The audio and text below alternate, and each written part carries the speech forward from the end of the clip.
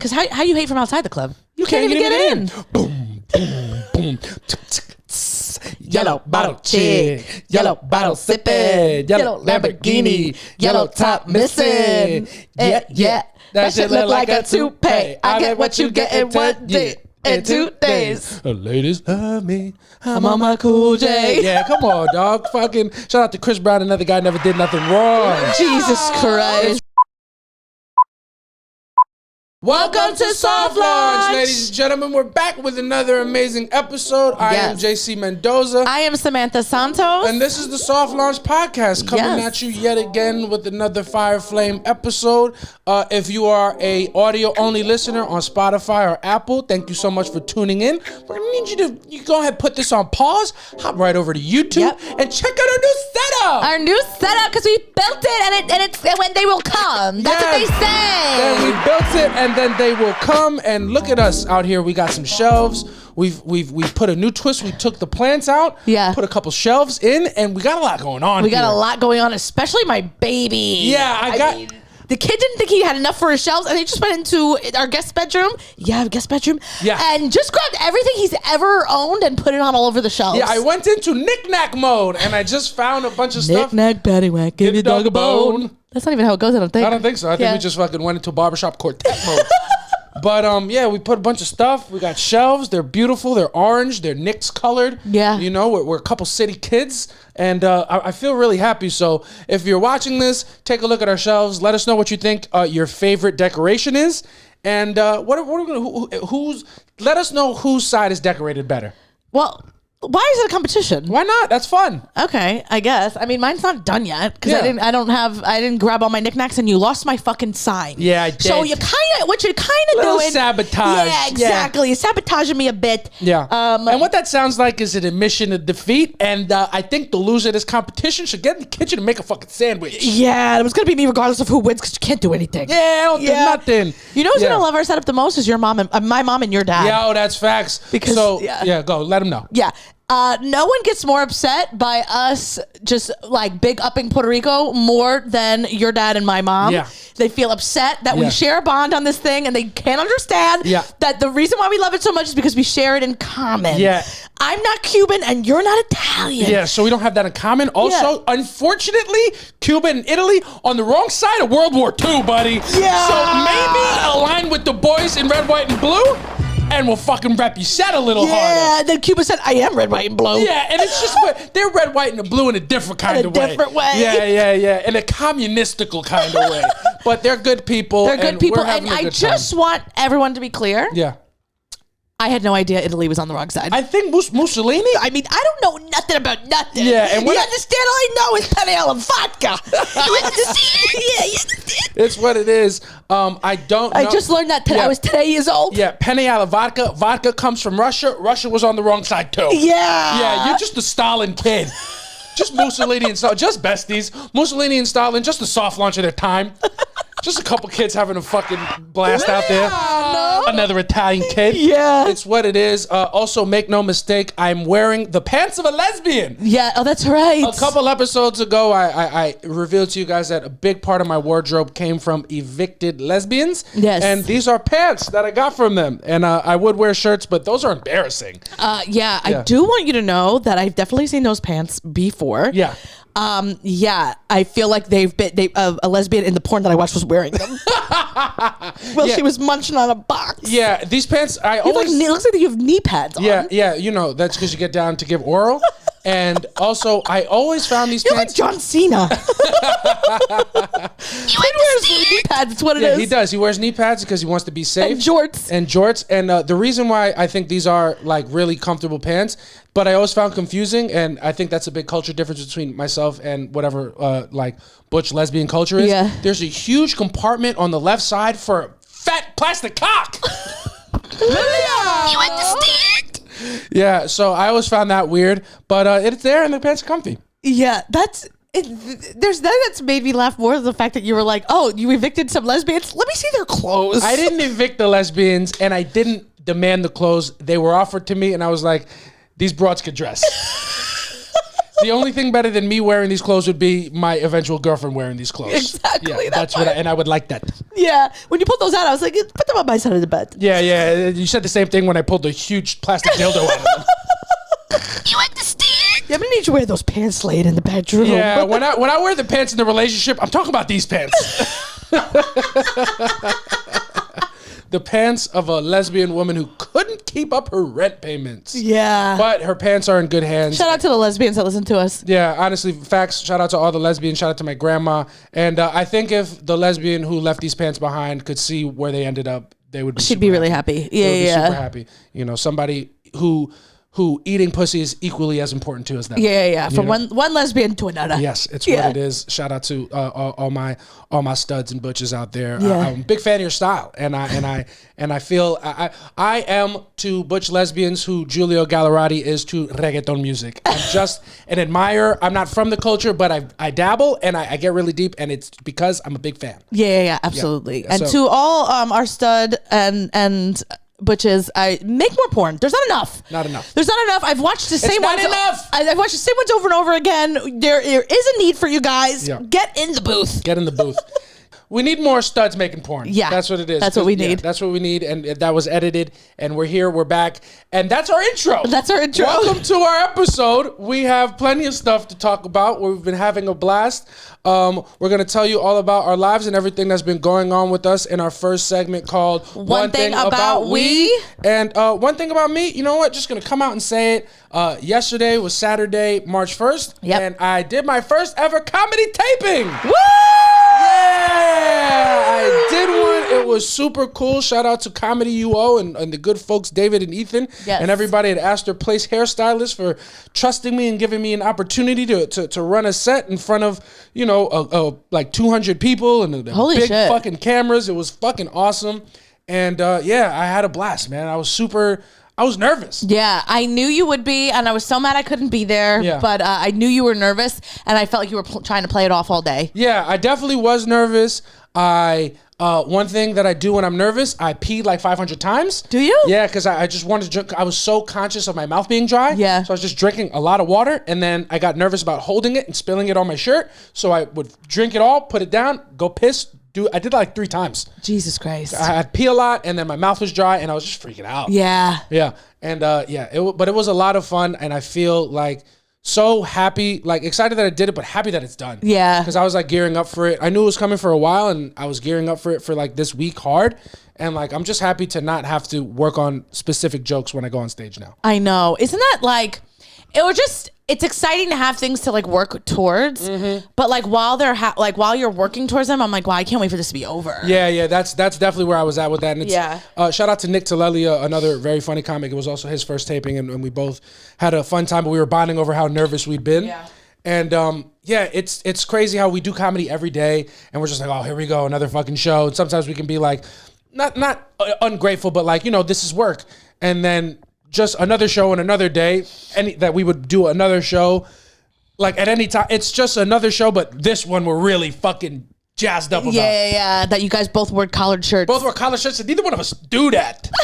And but it was a blast. I'm happy I did it. I feel like I learned a lot. I'm excited to do another one, kind of more on my terms. Yeah. You know what I mean? Like, I'll do not any taping, but like any opportunity that's good, I will like take a look at, but I'm excited to take what I've learned from that taping and like apply it to whenever I want to tape something on my own. Yeah. Oh, I'm so happy it's done, and I'm happy that I don't have to act like I'm not nervous anymore. Yeah. It was just a fucking and one thing about me, I need my baby with me next time. I'm just a fucking wreck. Yeah. So I was supposed to be there because I didn't have anything on Saturday. Yeah. And then I woke up on Saturday, at like 10:30, and I had a text from the booker at New York. Yes. And she had messaged me like 7:30 in the morning. Yeah. Like, hey, any chance that you can host the 8? And your show is at 8. Yeah. And I was like, immediately turned to you. I'm like, how would you feel if I didn't go to your show? Do you want me there? Because I will not. And you were like, take it. Yeah. And I knew I shouldn't have. Yeah. Because I knew you needed somebody there. Yeah. Because one thing JC is going to do is have a really great set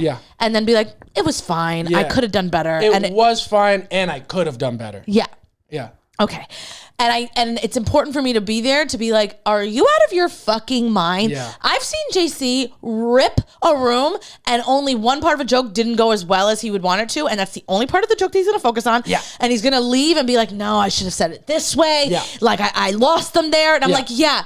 You were on stage for 10 minutes and for 9 and 55 seconds, you were doing amazing and you're just going to focus on the 5 seconds that you didn't get the crowd. Yes, 100%. And that is, you know what, to quote Timothy Chalamet, I'm really in the pursuit of greatness. I know a lot of people don't talk like that.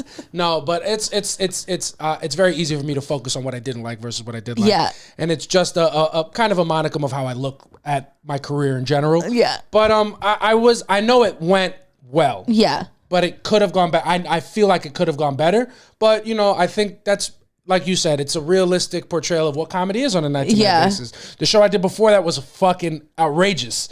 You know, and I feel like not that I was expecting that, but like I was a little sharper. This one I was definitely nervous, or like I tripped over a line here or there. But it was a lot of fun. Were you shaking? No, not physically. I was not physically shaking, but I was in my head. Like that's the weirdest thing, and I'm sure you can relate to this. When performing on stage, like being super conscious that you're performing, it is the weirdest thing. It's the weirdest thing, and it really does throw you off, because the thing that I think makes like comedy the best is when you're able to not be thinking about what's going on. Like you're in the moment completely. Yeah. And I think that's what took me so long to like I remember talking to Adam Hamada and him being like, you know, I think he took like some type of class or he read a book that was talking about like when you're on stage, you should be literally just in the moment. Whatever's happening, you need to be able to like quickly, you know, whatever. And I was like, I've never lived like that. And he was like, you have to. Yeah. And I think just with hosting and stuff, I've been able to do it more. But like for our New York Comedy Festival thing, like when I first got up there, I was super aware of what was like not in the moment, like totally like I need to hold the mic like this and say it like this, and who's looking at me, and am I holding my belly in, and like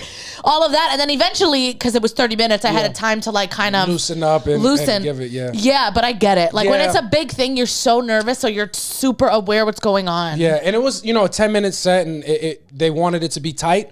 And I had a tight 10, you know what I mean? So like I didn't go over too long, and I had a moment in the first 5 minutes. So my assessment of it, the first 5 minutes was flawless. Yeah. Like perfect. I couldn't have done anything better. Not maybe a line here or there, but I loved it. Yeah. And there was a moment in those first 5 minutes where I got an interaction from the crowd and I called it out, and it was a big pop, and it was a lot of fun. And then the second half I didn't do that. Yeah. And that's not why it didn't go well, but like I was a little bit more like, you know, I want to get this out. So next, like when you see this taping, I believe that it's good. I stand by these jokes. I'm proud of these jokes, and these are jokes that I handpicked. I feel like they are my best or very close to my best. So I'm proud of them, and I know it's going to look great and it's going to sound great and everything's going to be fine. But next time I tape something, I want to give myself a longer time and more chances to like not fuck around, but like not have to be so rigid with my time. Yeah. I was really in my head about that, because I saw a couple that I knew what I would have said to them and it would have been great, but I didn't allow myself to do it. Yeah. You know, first taping jitterings, and I'll learn, and my next one will be even better. But it's so crazy. It's like I was so hyper conscious of everything. I can imagine. Yeah. But it was good, and I'm excited for you guys to see it. It's gonna come out hopefully next month. We'll see. And it's going to be on Comedy UO's YouTube. I'll put all the details when it comes out, because I'm going to need you guys to run over there, run it up, comment, and make me feel good about myself. Yeah, absolutely. But it was a blast. So shout out to all those people at UO, and shout out to my baby Samantha for really like holding my hand this week, making me feel confident. And like day of, she like was so gentle with me and like helped me pick out an outfit that I was freaking out about. And she ironed my clothes for me and like really did a lot of things that made me feel like a star. And like we talk all the time about how in comedy we have to do so many things, wear so many hats, be a producer, be an editor, a promoter, and all of these things. And like Samantha really put me in a place yesterday before my taping where all I had to do was focus on the art and what I wanted to say. And I'm so grateful for that. And I wish you were there, not in a I can't believe you took your show type of way, but like, I like the value of you being around me when I do these things is so high. Yeah. You know, and I'm sure you feel the same way when you're doing something big. I hope I give you that same piece. Yeah. But it was. We won't know yet because I haven't done anything big yet. No, but it's coming. You got stuff coming up. You got a big show today that we're excited about, and I can't be there for that. Honestly, just Candy Claire accidentally keeping us away from each other at the biggest moments of our lives. Yeah, but lining our pockets so we don't say nothing. Exactly. So keep it coming, Candy. Keep it coming. We got to do what we got to do. But yeah, that was my big one thing, man. We fucking I did a taping, and I'm super excited for you guys to see it. And I feel happy that it was my first one, and I feel confident that like there's so much room to grow and get better. Absolutely. And it's like, this is your first taping and you never, next month could be your next. You know what I mean? You just never know. Like Brendan Zagalo was on yours and his Don't Tell just came out. So like, you know what I'm saying? You could do a million tapings. It doesn't matter. True. Also, things live so differently on the internet. Like I feel like I've seen people on like Don't Tells where they're, you know, I see them in rooms and they're not doing well, but on the internet they do so well. Best comment you can get is, this crowd didn't deserve you. You're so good. This crowd was weak. It's like, So it doesn't matter. There's like jokes in a room, jokes on the online, totally different. So we'll see, man. I'm excited to see how it looks and how it pans out, and I want you guys to really see my outfit. I'm very excited. Exactly. Felt good about that, but it was a lot of fun. What about you, baby? What's your one thing? My one thing is we kind of touched on it, I think, on the Patreon, but I'm just in a new era of fuck it. Yeah. You gotta be. Yeah. I've always been nervous to post like comedy content on Instagram. And last week I posted my first ever comedy clip. First ever stand-up comedy clip from Samantha Santos. Years in the making. Much demanded. Yeah. Much requested, and like it was so good. Thank you. I appreciate that. And all the comments were positive. I did get one that told me I wasn't funny. That's how you know it was a good clip. Yeah, that's how you know. And just guess his gender. Yeah, and make no mistake, kid also said you were cute. Yeah. Yeah. Of course. He had bad taste, but he had good taste. Yeah, bad ears, but good eyes. Yeah. Bad taste, but good taste. Yeah. And then turns out, because I, of course, went to his page, because I think people on the internet think they're going to comment, and like, I'm not a famous person. I got all the time in the world. I got a day job I don't care about. So I'm just going to. I got a day job. I'm trying to waste time. Exactly. Yeah. So I went to his page and I was like, oh, he follows my cousin Vincent and my cousin's husband. So like immediately text my cousin Vincent, like, who is this guy? He's like, oh, he lives in my building.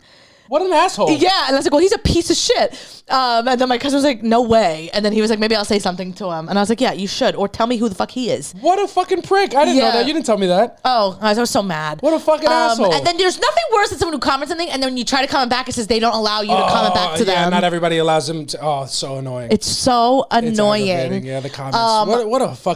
What a shitty person you got to be to comment something negative. Yeah, especially. It's so weird. You also have to be like a main character energy when you see like every single comment is positive. You're also listening to a clip of people laughing, and then you're like, not funny. And it's like, no one cares what you think. Oh my God. You one person. My shit is like, I understand hating. I love hating. I breathe hating. Yeah. But hate is better behind the back of the person you're hating on. Yeah, I don't get it. I don't understand what the value in telling somebody you don't like them is. I don't get it either. It's so much more fun to do behind someone's back. Oh my God. It feels better. It's deeper. It's like, it's more intimate. It's more hurtful to that person. Yeah. And if you're a true hater, it should be done in silence. And people, not that people shouldn't know how you feel, but like the person you're hating on should not know you're hating on them. Yeah. They should just feel the negative vibes like circling around them in their day life. But they can't point out who it is. Yeah. The elite haters are in your circle. That's where they should be. Really not hating from a distance, I get it, but hating from close? Yeah. It's better. It is better. Yeah. Because how you hate from outside the club? You can't even get in. Boom, boom, boom. Yellow bottle chick, yellow bottle sipping, yellow Lamborghini, yellow top missing. Yeah. That shit look like a toupee. I get what you get in 1 day. In 2 days. Ladies love me. I'm on my cool J. Yeah, come on, dog. Fucking shout out to Chris Brown, another guy never did nothing wrong. Jesus Christ. That's what it is. We're having a good time. Fuck you if you comment negative things on Instagram. But yeah, you posted your first I posted clip. my first thing anyway. But everyone was super lovely about it that commented. And yeah, more to come. I think my next one is going to be posted, and then that'll probably create more negative things because I do mention my puss at one point, so it'll be a lot of guys being like, can a girl talk about other girls? Yeah. We all talk about stuff that we know, and we talk about stuff that like affects us all, and all women have vaginas, so it's relatable. Same way, there's dick jokes that guys tell. A million dick jokes. There's a million jokes about the difference between men and women, the difference between black people and white people. You have to talk about something. Yeah. Everything's been spoken about for the most part. Just fuck, you got it, and you're fine. For yourself, not you for yourself, but like every if you see something, you're like, oh, this is not original, motherfucker. We are in 2025. Every thought has been thunk. But also, here's the thing: comedy is not supposed to be this thought that no one's thought. Yo, otherwise, no one would think it's funny. Exactly. Everything has to be relatable for it to work. Yes. So what are you talking about? We're like, it's meant to connect people. Yeah. We were like, oh, this is an original. Cool. Yeah. It's not supposed to be like you're the only person that's ever thought this. That's insane. Yeah. So, but anyway, I'm in this new era of just being like, I need to post things. You know what I mean? Like, I feel super confident in who I am and what I do, and I know I'm funny, and I just need to post things, whether it be sketches and or comedy clips, whatever. I just feel like I'm in this new era where I honestly feel super confident. Yes, and you should, because you're fucking great and you're doing exactly what you're supposed to be doing. And every time you have a thought that you don't execute or share, it's a detriment to the world. Yeah. Because the world needs it, because you have something to give. And it's beautiful. And I feel like we talk about this a lot and like freeing ourselves to post. We really mean it this time. No. And we're kind of practicing what we preach. We're really fucking out here doing stuff. So anytime you see us drop content, like it, interact with it. Shout out to everybody that throws us love on YouTube and everywhere. Love it. We love it. We need it. We thrive on it. Also, shout out to somebody that we ran into this weekend. I don't know if they listen to the pod. Yeah. But we'll give them a shout out anyway, because this happens to us. Her name was Alexa. Shout out to Alexa. Yes. And her Asian friend, whose name I can't remember, but they ran into us outside a barbershop. Yes. Remember Samantha from the show? I was she's like, I love you. You're so funny. And I was like, huh? Yeah. Yeah. And then she saw me at the Pear like 2 years ago and then followed me. And she's like, I love your guys' podcast.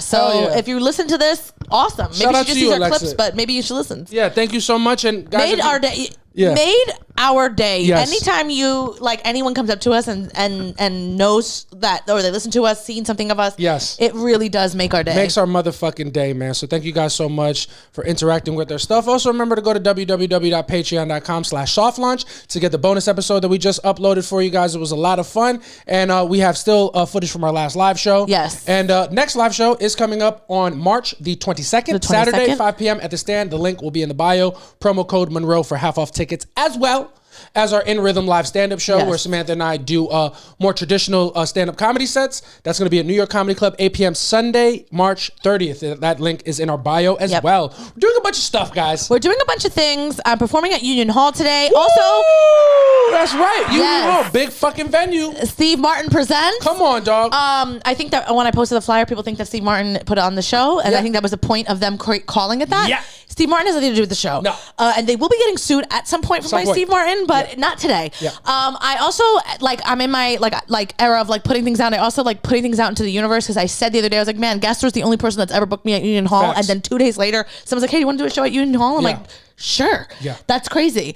So it's been 2 years since I've done a show at Union Hall. Yes. So I'm excited to do it again. My first one was kind of mid, but this time I feel more confident who I am. And you're honestly, a better comic. You're a better person. You're more sure of yourself. Yeah. Yes. And if it doesn't go well, it's the fucking crowd. It's not me. Yeah. Fuck that crowd. That's what it is, guys. I'm a Queens kid, and they're in Brooklyn. They don't know nothing about that. Yeah. If you go to the Union Hall tonight, you don't like Samantha's set, you can suck my fucking dick. That's what it is. Yeah, except for the one person I know that's going to be there, which is Benga, who did your braids. Oh shit! Yeah, she bought tickets to that's gonna be to the thing. Yeah, let me tell you something. Come on, something else that's one thing about me. Come on, let it out. Is I love a girl's girl. Yeah, and here's the thing. So I met this woman Benga braids her hair, and she also DJs. Yep. So the 9 a.m. Banger guys, shout out to 9 a.m. Banger. Yes. They had booked me to do an interview for International Women's Month for all these women DJs that they were going to have do the 9 a.m. Banger. Yes. So I went and did that, and I met Benga there. Had no idea she was your braider. Yeah, and then she ended up following me and being like, holy shit, you're JC's girl.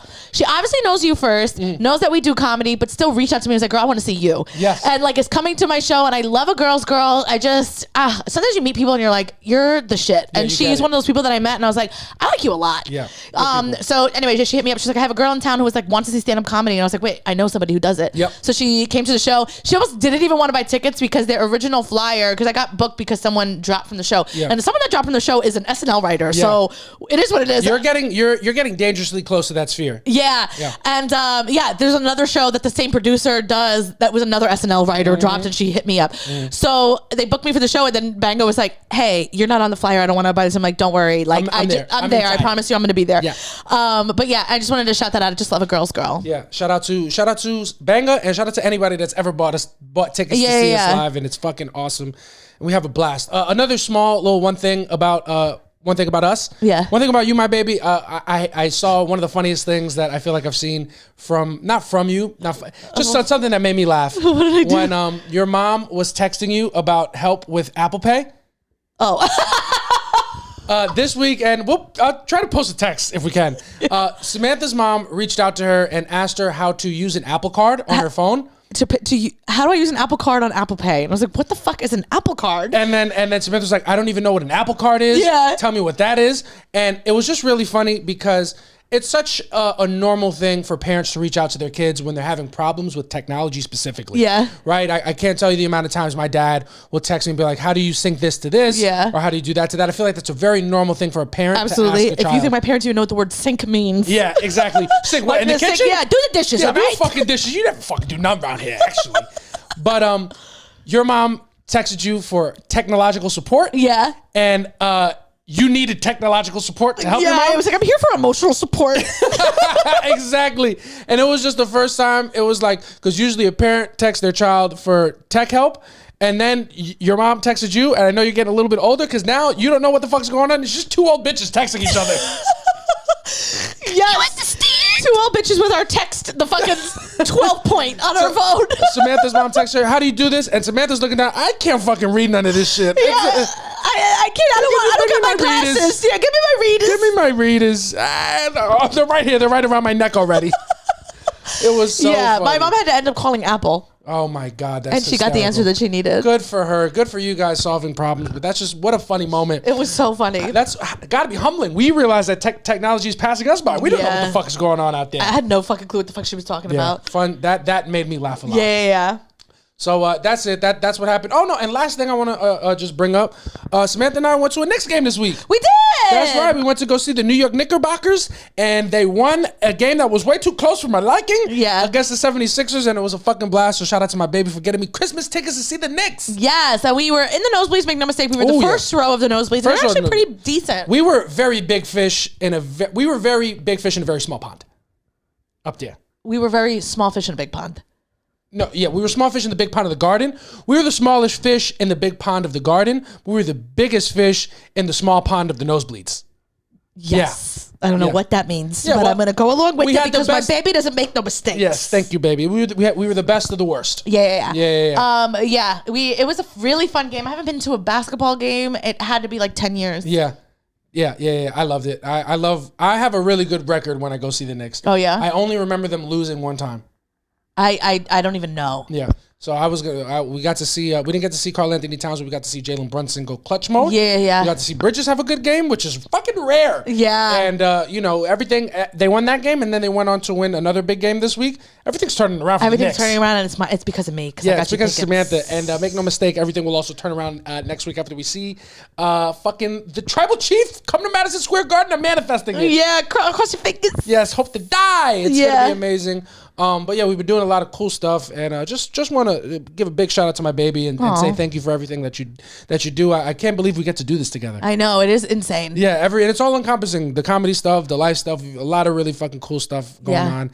And thank you so much. Of course, and I'm super proud of you. Thank you, and I love you with all of my heart. You're honestly the best person in the fucking world. Same, especially when you're wearing those pants. Yeah, you know what I mean, because you're gonna get your pussy eaten later. It's what it is. We're having a good time. Feel it in my pussy.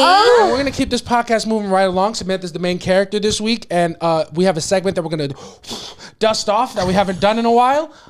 You want to tell them what the segment is, baby? Yeah, it's my segment. Yeah, it's called High Five. Yeah, so Samantha's gonna share some high thoughts that she had that she felt too anxious to tell me about in the moment because she thought they were stupid. So she writes them down and then we do them in the podcast. Yeah. Okay. So my first high thought was, I'm gonna just read it the way I wrote it, which is probably gonna make no sense. Yeah. I feel bad for the people who auditioned and got the role of the ugly friend in a movie or a TV show. Yeah, that is rough. Yeah. So we were watching White Lotus. Yes. And there's like 3 women. If you're not watching White Lotus, you should be. But there's like 3 women that are friends and they all talking shit about each other. But one of them is supposed to be like the ugly friend. Yeah. And I'm like, man, Or like the ugly friend, the quote unquote fat friend. Yeah. Like when you audition for that role and then you get it. Yeah. You're like, oh my God, I'm the ugliest bitch that auditioned and I got this fucking role. Yeah, that might be the one role that you audition for. Like, you know, if I get it, I get it. Yeah. If I don't, no skin off my back. No skin off my back. And That's the one that you get it. That's the one that you get and you're like, huh? That's the most humbling callback. Yeah. It's horrible and I don't like it. And I guess, you know, there is a role for everybody. Yeah. But I mean, I don't like it. Yeah, I don't like it. Yeah, I'd rather not get work. Exactly. I'd rather never work again in this town than be cast as the fucking ugly friend. Yeah, it's crazy. God forbid I do a great job and I get typecast. Exactly. Now every time I come around the screen, that motherfucker thinks it's a charity case. Exactly. Yeah. I feel bad, and I'm like, I'd rather be poor than ugly. Who had to be the person? Because you know, it had to be like an agent at some point, be like, hey, I think you're perfect for this role. I think you're perfect for this role. Then you read it, and you're like, I don't think that I am. That's the only time white people experience microaggressions. Oh, can I touch your hair? You'd be great for this best friend role. Yeah, exactly. Yeah. Exactly. Yeah. That is super humbling. I would hate to get casted as that, but I feel like if I got, like, everybody has a problem being ugly or fat until that fucking check comes in. Exactly. Then it's like, you know what? I got a gift that I got to give this world. And yes, I will have an extra serving. Yeah. I think the only time I will do dessert. I do have some room. Bring out the tiramisu. I'm in a different tier right now. Yeah, I get that. I think the only time that it was cool to be casted as like the ugly person was in the 90s. Yeah, when only pretty people were in movies and they just put a big pair of glasses on you. Yeah, exactly. I would have cast as the ugly girl. It was like, she's all that. And then they're like, no, I can't even imagine her pretty. They took her glasses off and they're like, kiss me, out in the night twilight, leave me. Yeah. And it's like, I still don't see it. And then she takes her hair out of a ponytail and it's like, I want to fuck her. Yeah, it's so weird. Insane. Yeah. But yeah, I feel bad. Also, the girl they have in the White Lotus is supposed to be the ugly friend is not even that ugly. Yeah. So I'm just like, I don't know. I felt bad, and it feels bad to watch it because I'm like, wow, you have to come to terms with who you really are. Yeah. And, you know, even though your mother says you're gorgeous, you got to understand that not everybody feels that your way. mother says you're gorgeous, and the Hollywood casting agency says something else. Yeah, they're like, actually, you look just like your mother. Yeah, and then your bank account says a little something different. Yeah, you're exactly. Doing great. I feel like in 20, 25, maybe 30 years, that's going to be the next thing that gets talked about on movie sets is the lack of emotional support for the fat and ugly friend. Yeah. Because, like, now it's all about intimacy coordinators because there's sexual scenes just to make sure that everyone's uncomfortable. And in 30 years, and be like, I was casted as the ugly friend, and they made me feel like shit about it. Yeah. Nobody was in there telling me, oh my God, you're so beautiful. You're doing great. It's just bad writing.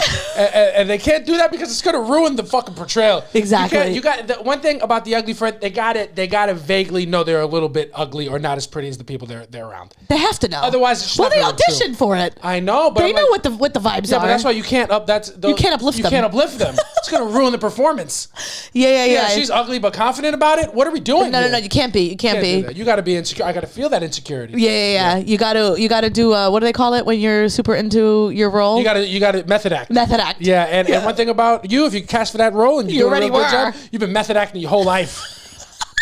Yeah, it's true. That's a tough one. It's a tough one, and it just makes me feel bad. I'm always like, wow, you had what did the casting like? Things. What did she see in me? Yeah. What did they see in me? Even worse, I wrote this part for you. Yeah. Oh my God. Imagine. Which is every actor's dream. It's every actor's dream, and then you read it, and it's like the fat, ugly friend that nobody thinks is attractive. You're like, huh? Yeah. Yeah. How do you think Steve Carell felt when they pitched 40-Year-Old Virgin? Probably happy because it was this big fucking break. God damn it. I get it. I also, I think Steve Carell knows he's not hot until he was. Yeah. Till he made it on my top 5. Yeah, that's what it is. Till he became a hot pass. Yeah. Then my next one was, what's the deal with smash burgers? So, yeah. Talk to me about that one. How do you feel about smash burgers? So, I just don't understand. Like, they have made a huge... Like, they're making a wave in the burger scene. Yeah. And I know I got a lot of strong burger opinions. Yeah. But here's my next burger opinion. Yeah. I don't understand what happened where we're like, I want, you know what? Fuck a regular burger. Give me a burger that resembles a loose leaf. Yeah. Put it on between 2 regular sized buns. Yeah. And then they are cheaper than regular burgers, but that's because you need to order 4 of them to be full. Yeah. And then you're paying the same price as a regular burger. I mean, put all the meat in one and give me one fucking sandwich. Yeah. Because now, regardless of how thin a smash burger is, I still feel like a fat ass ordering fucking 4 of them. Yeah, it's true. And then everyone's like, I love a smash burger. I'm like, why? Yeah, I guess, I don't know why. It's brown construction paper with tomatoes and lettuce. Yeah, you know what? Just because you fucking panini press a burger, don't mean you did something. You didn't do nothing. You didn't do nothing. Smash burger, more like pass burger. You understand? Yeah, it's a smaller burger. It's less food. They've really gotten off on charging you for a side. Yeah. Like you can't just get a smash burger should come with the side, but absolutely. we don't even have to. Well, you already know how I feel about a burger smash with a burger. side. I don't know. Yeah, they kind of just they condensed a regular burger. Like it's not a burger, but it's not a slider. It's not a slider, and they say it's a regular burger that they just smash. It's not the same amount of meat. Yeah. Because then it would be so wide. Yeah. Give me a regular burger. Yeah, that would be a frisbee burger. That'd be a yarmulke burger. Yeah, exactly. Yeah, I just really don't get it. With that being said, I kind of love. I do like a smash burger. I like a smash burger better than a regular burger.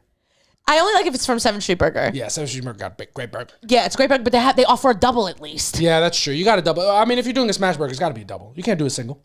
But then don't offer it. Why is that? Who's ordering a single? It's always in the menu, and I'm like, yeah.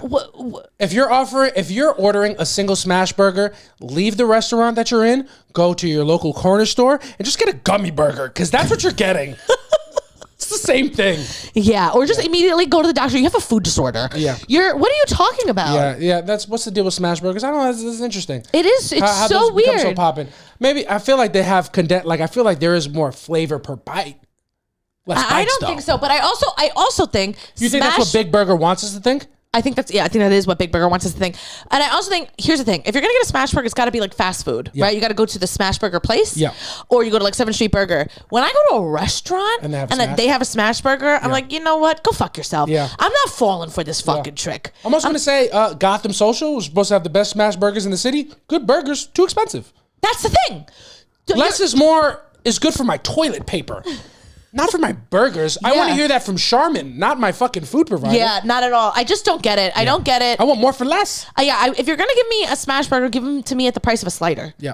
And at least a slider comes with 3. Yeah. It gives you, it cuts out the fucking middleman. Yeah, it's true. Yeah, I don't know. Smash burger. And I just think sometimes the bread is too thick for the size of the burger meat. I don't know. What prompted that one? We were eating at a regular burger place, and I was like, you know what, this is nice. I like this. Yeah, because I had my fucking Beyond Burger, and I'm like, this is nice. Yeah, this is the way it's done. With that being said, do you remember when I made us smash burgers? Yeah, pretty good. And I made them just to taste like 7th Street, and I kind of did. Yeah, pretty good burgers. I did. Yeah, they say it's an impossible burger. You made it look pretty fucking easy. Yeah. I made it look possible. Yes. That one. And then just another high thought I had. I do love when, and this was bringing us back to the Knicks game that we were at, I love the chant of defense at a game. Mm-hmm. And it's because every guy in that arena has brought their voice down about 2 or 3 octaves. Yeah. Defense! And that's how you were doing it? Yep. And I'm like, say it with your real voice. Defense! Yeah, like say it with your chest. Yeah. JC, I'm like, who are you? Yeah. We're at the game and he's like, defense! And I'm like, what? Yeah. Make no mistake, I step into Madison Square Garden. I'm not a fan. I'm part of the team. There's nothing more important in this game than home court advantage, and nothing's going to strike fear less in the heart of the opposition than who I really am. Exactly. Because who I really am is a man with a pink scrunchie on his wrist. Yeah, exactly. And that's who I am all the time. It's hard for me to take you seriously when you're rooting for a team that has Karl Anthony Towns on it. After all that, you know what I mean? True. He would prefer you to be like, defense. And I do think, ultimately, that would be scarier for the opposition. If it was just a bunch of zesty guys cheering defense, like that would be unsettling at the least. Yeah, because just a bunch of men comfortable in who they are. Terrifying. Yeah. Because it's one thing. Oh yeah, that's an interesting thought because you can go into what feels like a hostile arena. Yeah. And everybody's booing you and saying mean things to you. But imagine everybody just trying to fuck you instead. Just a bunch of dudes trying to fucking get in that ass. Yeah, just an arena full of fucking 2,000 men just not scared of who they are. Yeah. We should fully comfortable. Yeah, we should. And who could use the support of a basketball game? The actual Pride Parade. To scare some bigots off, they get defense. I'm like, I'm not gonna go out there. Yeah, you're not gonna do it out there. That's a ruthless environment out there. They got home court advantage. We can't win 7 games on that. But bring that pseudo homosexual energy into the arena. Yeah. And scare some of those straight guys. Yeah. Kind of like it. Now we're cooking with something. Now we're cooking. It's just very funny because even the guy behind us, he was like with his family and he was talking to his son and everything. Just a normal guy with a regular voice. Yeah. And then when him and JC would get into the chant of DE-FENSE, they both were fucking baritones. They were both fucking Giveon. Yeah. Yeah. DE-FENSE. And I'm like, what are you both doing? Yeah. And it's just two straight men trying to impress each other when you both knew exactly who the fuck you were. You could see the back of your head. You saw the scrunchie in your hair. Yeah. You could hear him talking to his son, being very soft and a very gentle parent. Mm-hmm. And then you both are here like, I got a fucking deep voice, don't I? Yeah. And it's a very funny thing to be at a game and to notice those things. Yeah. It's like, we're chanting DE-FENSE. Oh my God, I can't believe he hit that. Oh my Referee! Which is literally when JC's home. I've already talked about the thing. It's my biggest ick when he's watching a game. Oh, come on, referee! Which is legitimately exactly how you sound. Yep. And then you get to the game and you're like, no. I gotta be a real man. Yeah. All right. Well, time to start watching you and all your social interactions and telling you things that I don't like. I dare you. And there's plenty of things, so you'll shut the fuck up when we leave outside. Yeah. All right. So, but those were my high thoughts. Yeah, had a good time at that Knicks game. Another thing that happened at the Knicks game, there was a guy next to us on a date. Yeah. And I can tell he was looking for friendship because everything that I said out loud, we're in close quarters up there, and he like fake responded to like if I screamed because I was screaming some funny stuff like down at if I screamed something, he would like respond to it, but to his date. Yeah. He wanted to be friends really bad. And I'm like, I'm not giving you this guy. I don't like it. I liked it. If you want to say something, say it to me. But he was responding to things that I was saying, but like on a date, or like fucking, and like he'd say it out loud. But like, brother, if you want to talk, let's talk. Yeah, let's have a chat. I'm not doing this fucking. Come pull me for a chat. Yeah, pull me for a chat and lower your voice a couple octaves. Yeah. All right, so I know you're a real man. You sound like a fucking fairy. Anyway, after all that, for sure. Yeah. What's the other thing he says?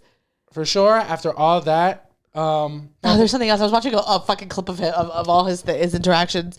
But anyway, this is what movies is made of. Yeah, he like changed it. It's so funny. It's his defense. What movies is made of. Yeah. But anyway, shout out to that Dominican king. Just a code switcher. Just a king code switcher. And who isn't? People are like, I hate people who code switch. It's like, what do you? I am such a different person at work. My voice is different. Everything is different. Yep. But anyway, those are my high thoughts. And it is what it is. That's a beautiful thing. Thank you for sharing those. It's a great Anytime. thing. You know, what else has been going on in the world? Is there any current events that you wanted to touch on? I thought you had some stuff. Oh yeah, for one thing that I think we can talk about.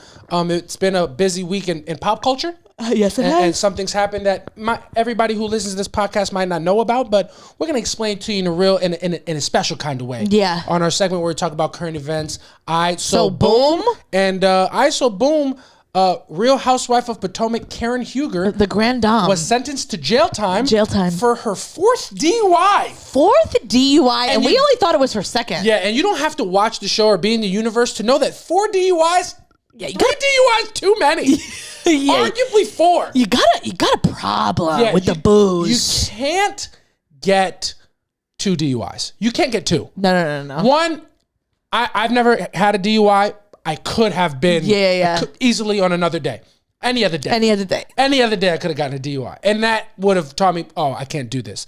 And even that, the fact that you put yourself in a place to get one is irresponsible. Yeah. To get one and then run it back is crazy. 4 times? 4 times too many. That's crazy. Crazy. You need to be in jail. And she's a grown woman. She's definitely in her 50s. She's in her 60s. I think she's in her 50s. She's in her 60s. Oh. She's in her, that's not even me. She's on the show. So she's in her 60s. We watched her celebrate. Her 60th birthday was when Mia attacked Wendy. Oh, that was her 60th. Right. Exactly. So too old to be making these mistakes. Way too old. Even if you flip it, she's like 63. Even if you flip the number, she's too old. 36 is crazy. Yeah. And the best part is, again, if you don't watch the show, she's on the Housewives and she acts like better than everybody else. Like, oh, honey, that is beneath me. Yeah. So she got this DUI before the season started filming. Yeah. And then when the season started filming, she couldn't talk about it because, I'm going to take this to court and I will be vindicated. I don't talk about ongoing legal proceedings. Yeah. When the footage comes out, I will be vindicated. Yeah. And then the footage came out and when they asked her who she was, she said she was Thomas Jefferson's concubine. Which unfortunately is a bar. And then the guy, when she's in the interrogation room, they asked her a question and she looked at the guy and she said, "You're white and you're poor." Yeah. She was absolutely fucking she faded. Was faded, and then my favorite is she said she would be vindicated, and then there's a video of her with, getting out of the cop car, and she goes, "Ooh, I'm lit." You understand? Just a fucking she mess. took that court. She took that case all the way to court. To court. They tried to give her a plea deal where she would have done 6 months in prison, and she's like, absolutely not. Yeah. I was wronged. Her blood alcohol content was a GPA that would have gotten her a magna cum laude. She blew like a 3.8. Yeah, it's the wild. The kid was fucking absolutely out of her mind. She was sloshed. Her fucking wig was at her fucking crown. Her wig was on her ass. Her wig started at my bald spot. Jesus Lord, the kid was so drunk. She was, her wig had slid all the way back. She had the snot coming out of her nose. She literally brought up, she's like, do you know who I am? To the fucking cop who did not know who the fuck he was. And he's like, no. And she's like, oh, they call me the Grand Dame. I don't know why the fuck they call me that. Andy Cohen gave me that name. And then Andy Cohen on the fucking reunion was like, I didn't not give her that name. Didn't do that. She took it to court. Yeah. Which she shouldn't have done. This is before we all got to see the footage of her. Footage comes out, and the judge is like, yeah, you're guilty. You're going to jail. Going to jail, mama. So she immediately, before sentencing, checks herself into a rehab. And I use rehab very loosely. Yeah. Because apparently this is like a place to go like when you've had too much, like you're overstressed. Yeah. Because she goes there, it's like you get massages throughout the day. Yeah. It's not a rehab facility for real. She went to Sandals, Jamaica. It's what it is. It's just what it is. She came back with one braid in her hair. You understand? I was thinking when he brought the thing.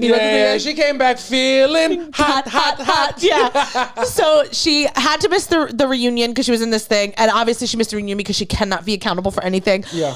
She goes to this thing. The judge was like, "That was not a rehab facility," and apparently. She only stood at the rehab facility for 48 hours. I mean, she got a couple massages, she did a couple little swims, and she went home. The judge was like, this is your 4th time. So now Karen Huger got sentenced to 2 years in prison, 1 year suspended, which I had to look that up because what the fuck was that? Yeah. 1 year means she's just going to be like probation. I think it might be like house arrest for a year, but 1 year definitely in prison. Definitely housewife arrest for a year. Exactly. And they're filming without her. And the craziest part is she did that court appearance. She got sentenced, and they immediately brought her to jail. Yeah. So she's in prison already. For DUI, you can't get caught. Because if she's getting caught and arrested 4 times, which she's doing it all the time. Imagine the amount of time she's doing it. Yeah. Because she's probably gotten away with it for being Karen Huger a couple times. Yeah. To be addicted to DUIs is incredible. It's insane. It's insane. And she's refusing to say she has a problem with alcohol. She is saying that she has a problem that she's drinking on antidepressants. And I guess that, it's too much. You're not supposed to do that. And it's like, okay, babe, then I guess you do have a problem with drinking because you're on antidepressants. So stop drinking. And you can't. So it seems like you have a problem with alcohol. My shit is, she's a 60-something-year-old woman. She could stop driving.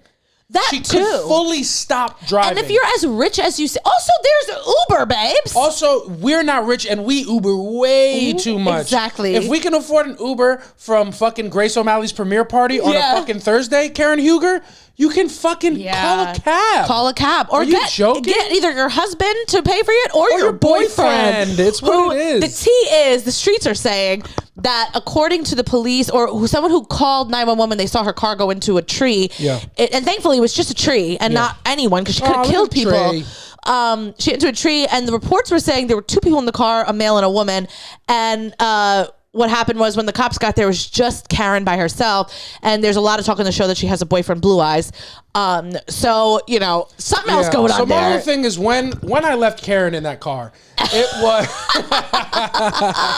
You understand? Yeah, I couldn't be bothered. She had beers in the back seat. She had Stella Artois in the back of the car. She's a deviant. She's also a fucking legend. She's a good time. Yeah. Oh yeah. Who'd have a fucking fun time with who Karen have a great time with? Fucking Shane Gillis. I bet you I bet you she puts Bruce down. Absolutely. I bet you she fucking puts him down and puts down parlays. Yeah, Karen's got to come to New York and go to Mario's. Yeah, it's what it is. Hang out with my mom. Get her some fucking soda bread. Yeah. It's what she's got to do. Yeah, but 4 DUIs that's just absolutely insane behavior. If you're a celebrity and you have more than one DUI, you're a fucking loser. Yeah, that's something I have no tolerance. You're rich. You have a drive. You could have a driver call an Uber. Leave your car there. Get it later. Yeah. Tell your assistant to go get pick it up. What the fuck are you doing, man? And also, Karen has like a daughter that's like my age. Like, have her go pick up the car. Yeah. What are you talking about? Yeah. Anyway, so that happened, and that's just insane. I can't believe that they immediately from the sentencing, they arrested her and brought her into prison. So she's already started to serve. She's her a menace years. to society. She has to be behind bars. Crazy. She's gonna fucking get clean. Yeah, she has a legitimate problem. I wonder if she's gonna go back to the Housewives after, because it's so hard for her to hold accountability. To be held accountable. Yeah. I don't know if she's gonna be able to go back, because they're gonna bring. She's not gonna want to talk about it. They're absolutely gonna bring it up. Yeah, because she was an absolute nightmare about it. She wasn't ready to be accountable. She didn't think she was going to jail, which is really fucking dumb based on all the facts. Yeah. But, to be fair to her, she probably had a whole different memory of what that actually was. And Ray couldn't really help because he had no memory. Kid has dementia. He's old. Yeah, so poor guy, just though. Fucking didn't know. Poor guy is going to get the best sleep of his life. I know, but I do feel bad for him. He was great in the camera footage because he's trying to answer the questions for Karen. Yeah. And they're like, sir, we don't need you to answer the questions. She can answer them. And, she couldn't. No. And then, she's like, my husband will answer for me. And they're like, no. Yeah, and I just want it to be known, it's okay to have a problem. The problem that's pushing Karen to drink, I don't know what it is. Yeah. It's okay to be going through that, but you can't get behind the wheel of a car when you're blasted. Yeah, you just can't. You can't do that. It's not allowed. It's just legitimately, it is illegal. It's crazy. And you will be dealt with. And you will be dealt with. Trust you will be dealt with, and you will go in jail. Yeah. Anyway, insane. She should have just taken the plea deal, did her little 6-month bit, and went home. Probably community service at that point, but that shit is crazy, man. I can't imagine, dog. That shit's nuts. It's been a crazy world. Did you want to talk about, I don't really know the facts of it, but we can talk about how crazy it was. What? The Gene Hackman. Oh, yeah. So I don't even know who Gene Hackman is. He's an actor. Bitch. In what? Oh, something I've never seen, that's for damn sure. In good movies. Oh, damn. I see him so clearly, I can't remember what Is there anyone in the world named Gene that was born before the 40s? I mean, born after the 40s? No. Gene, Gene, like the fucking, what's in your genetic makeup? That's a great Gene.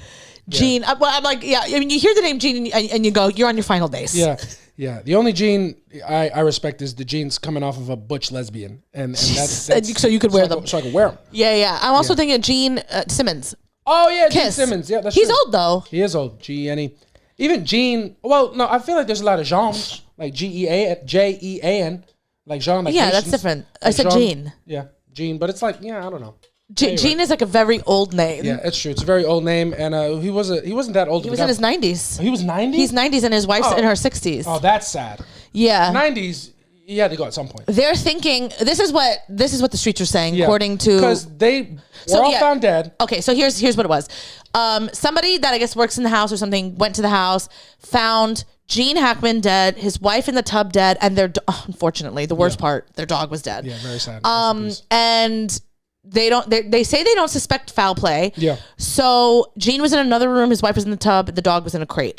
So what people are thinking is Gene probably passed away of natural something, and his wife found him. Killed herself. Because they said his wife was in the bath with pills. Yeah. And they think that she might have killed herself because she didn't want to live without him. And then the dog was in the crate, and the dog probably starved to death. Yeah. They were sitting there for so long that her hands got mummified. Oh my God. So how long after they passed did they find They don't know yet. That's crazy. But they obviously, if you're, I don't even know what I thought a process had to be done to be mummified. All right, that's crazy. But that is what I read. That's so sad. And by read, I watched it on TikTok. Yeah, that's so sad. I read the captions. It's really sad. Yeah. That's super sad. And just know, if ever, God forbid, knock on wood, not even, if my fam, if you ever find Samantha and I deceased in the same apartment if we ever find us deceased in the same apartment, there was foul play involved. Samantha killed us both, but I don't want you to hold it against her. Because I did something. Yeah, and you deserved it. And I didn't cheat. Yeah. But I definitely did something. You did something. The line a little bit. But what you would never find is Monroe dead, because if I was going to kill anybody, I'd leave enough food for her for the fucking year. Yeah. Just leave it out. Yeah. If anything, if Monroe died because she overate because she couldn't fucking stop herself. She would just eat fucking 6 months of food in one fucking night, the fucking fat fuck. But there was foul play if we're dead, and Samantha did it, and I don't want it held against her character because I probably deserved it. Yeah, absolutely. That's what it is. But yeah, so it's just a sad story, but what is mummified? I don't know. You said it. You brought it up. You said it like you knew what the fuck it was. I mean, I assume it'd be something crazy, but the TikTok said like there were signs that they have been dead for a long time because her hands and something else on her, maybe her feet, were mummified. Yeah, that's when they come in. They come into where you died and they wrap you up in bandages. Yeah.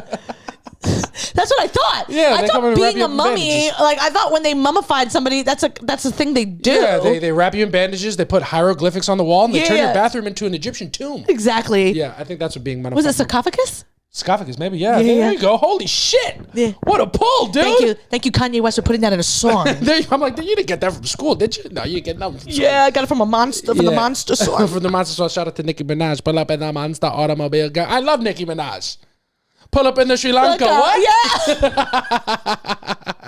Shout out to Potomac Housewives, just being the star of this. Just fucking wrapping it all up. And before we get up out of here, we're going to get into another segment where we like to complain about stuff. Yeah. And because things are different now than they used to be. Yeah, and then when I was growing up. Back in my day, in my generation, things were a lot different. And we complain about these things in a segment called Aight So Boomer. And what I want to complain about today is something that you've heard me complain about a million times, but it is important for me to say, this fucking weather. This fucking weather. That's how you know Mother Nature's abroad. The bitch can't make up her mind. Oh my God, she's probably an old bird too, going through menopause. Oh my God, hot flashes, cold flashes, this girl. Yeah, the weather cannot make up its mind. It was 60-something degrees yesterday during the day. Yeah. And then I got to 22. I got my nails done, left the nail salon, and it was a different day. Yes. It was completely... It was a different season. Yeah, I know you called it a woman, but it's like a guy in a dating app. He says he's into you, and then the next day he's not. I mean, make up your fucking mind. You're throwing me mixed signals here. It could be a guy in a dating app because somebody got fucked. And that was us with this weather. Oh my God.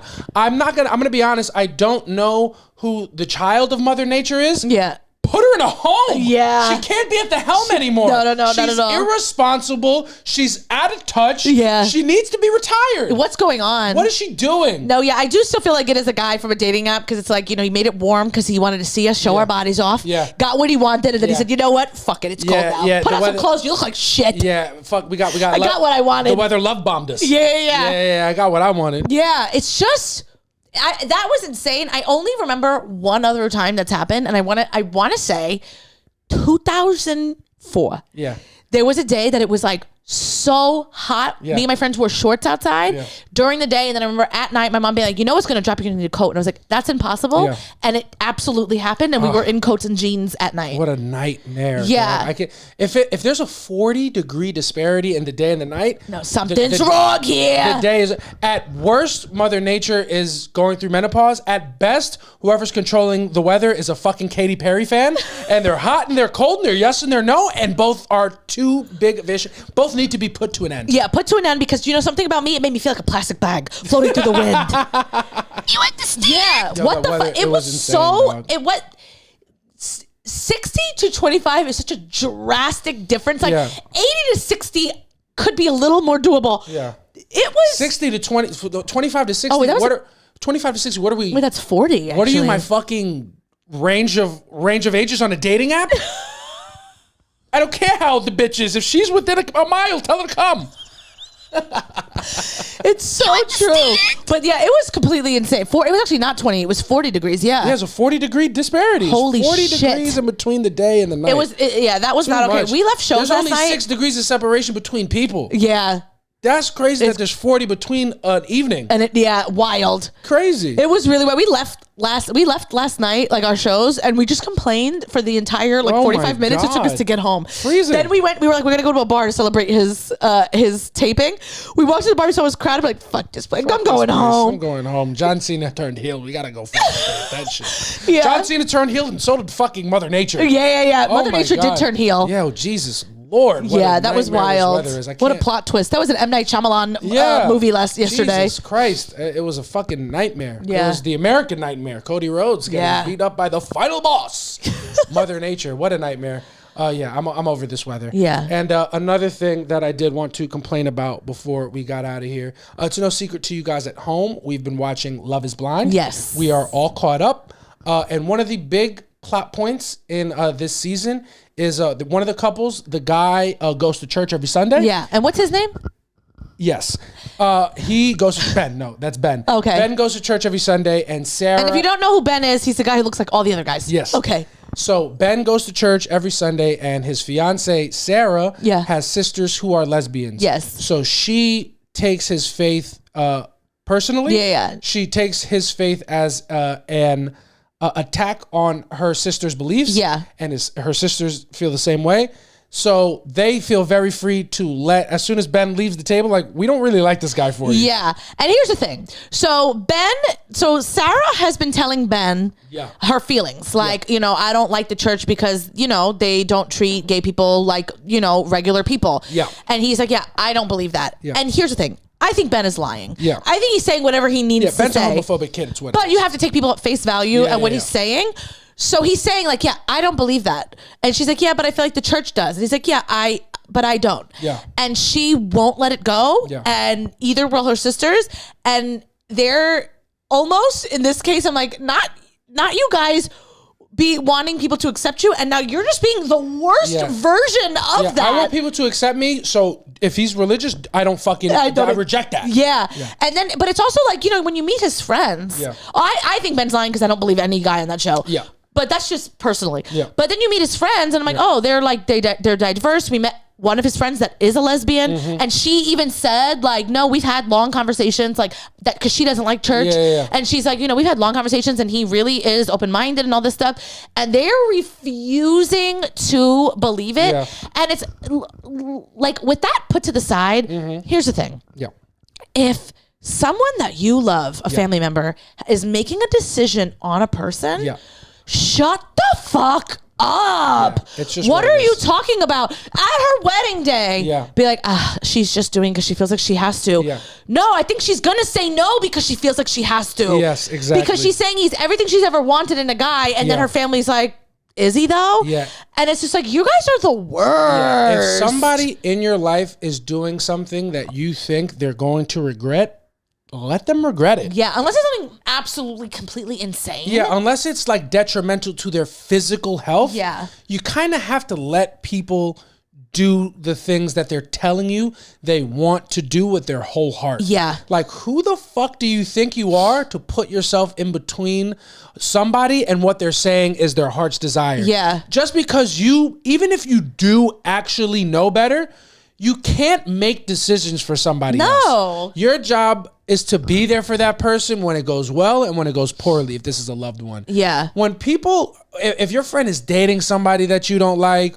or doing something that you don't think is good, if they're telling you they love it, you must be supportive. Yeah. That's my opinion. I agree. I don't think anybody on this planet knows anything better than anybody, in my opinion. It's also like, in what world have you ever given your opinion to somebody who wants to do something and they listen and they don't do it? Yeah. People are going to do what they want to do regardless. And what you happen to do when you put in your opinions like that is now you just make it like, I don't really want to be around you. Yeah. And that's what I feel like. Well, I think she's actually going to listen to her sister and her sister's wife, because it feels like she wants to say yes, but she can tell that her family is not on board. And by the way, I understand that Love is Blind is a weird thing, and I would be weird about it too.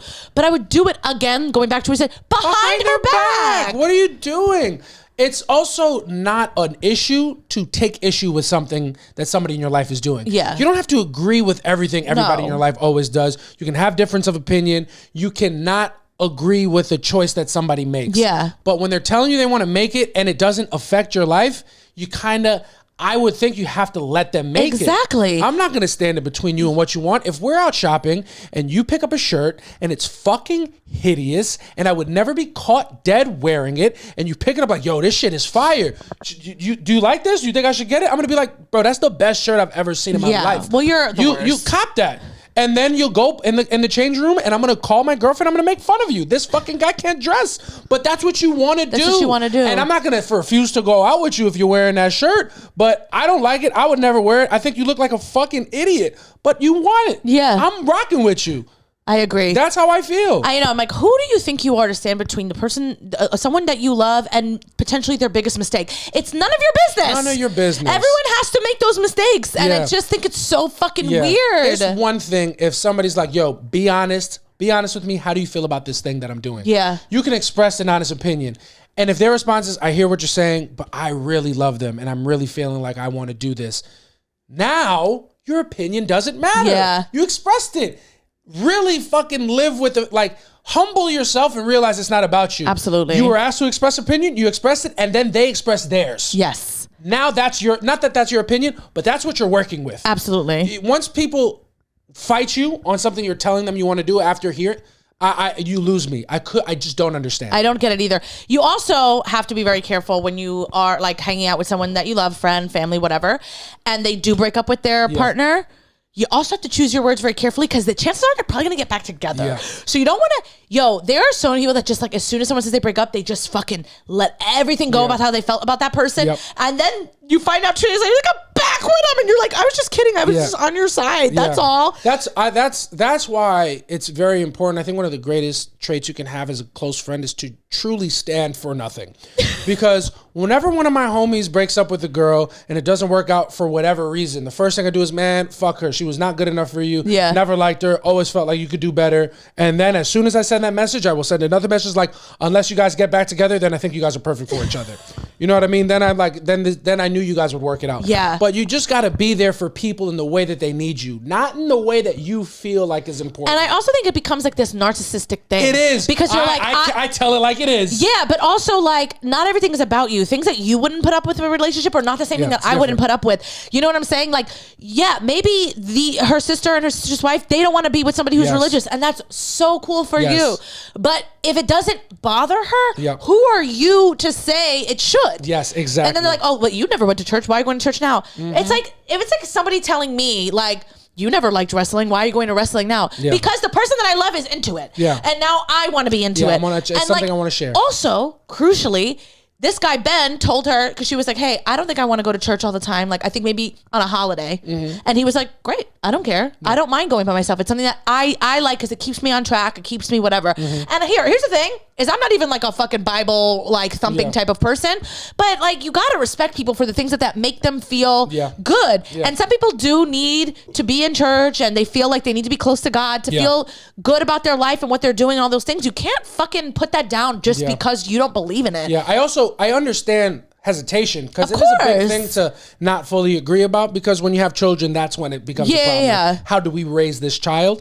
But, But they haven't brought that part up. No. They haven't. No. It would be different if they're like, I know you're not religious and he is. Just think about like if you're going to have kids, like how that'll look. Yeah. And then that's it. Yeah. But not like, I think like this is too much for me. This is like, I don't like it because he goes to church and like, why? Yeah. Why does he need to go to church? Yeah. And what kind of church? Would he be okay going to church that you feel more comfortable in? She wasn't even going to church before. Why would he have to find a church that she feels comfortable in? She doesn't want to go. Church. Yeah, exactly. It's. And then also, crucially, she asked him that and he was like, I'd be happy to find another church if you wanted to go. Yeah. Something that you felt a little more comfortable with. Yeah. He's been super agreeable, which makes me put up red flags that I think he might be lying. Yeah. But you just gotta kind of let your people do what they do. Yeah, man. You have to live and let live. If you have a friend and they're telling you, hey, it's my thing, I love to go out, drink, and then get behind the wheel of a car, you just gotta let them do it a couple times. And if they end up in jail, that's where they end up. That's where they end up. Call them the grand dame. And then you will be there first day out. Yeah. And that's your job. Yeah. That's what it is, man. And what else it is another great episode of Soft Launch in the books. Thank you guys so much for listening. We love you guys deeply and intensely. And we want you to comment on how you like our new setup. Yes, comment on our setup. Look at all of our knickknacks. Tell us your favorite thing. Yes. That's what we want you to do. We want you to comment your favorite thing from our setup. Tell us who has the better setup. And just tell us what you like about the setup. Like, call out some stuff that you see. There's a bunch of Easter eggs and stuff on both sides that we really have fun with. And we got plenty of stuff coming up. We have our Soft Launch live show on the 22nd of March, 5 p.m. at the Stand. We have our In Rhythm live show, which is more traditional stand-up. Samantha and I doing sets at New York Comedy Club at 8 p.m. on March 30th. And the link to both of those will be in our bio. Promo codes for both, so you guys can get cheap tickets. Come out, check us out. And most importantly, man, like, subscribe, comment on the pod, whether it's Apple, Spotify, YouTube, just engage with it. We need those engagements. We do. They mean everything. If you see us post something, even if you don't have the time to watch it all the way through, which we would love if you did, just fucking like it, say something, put a rocket, anything for the algorithm. It always helps. And we appreciate you guys so much. Thank you guys for rocking with us. We'll be back next week with another amazing episode. I'm JC Mendoza. I'm Samantha Santos. We'll catch y'all later. Bye. Peace.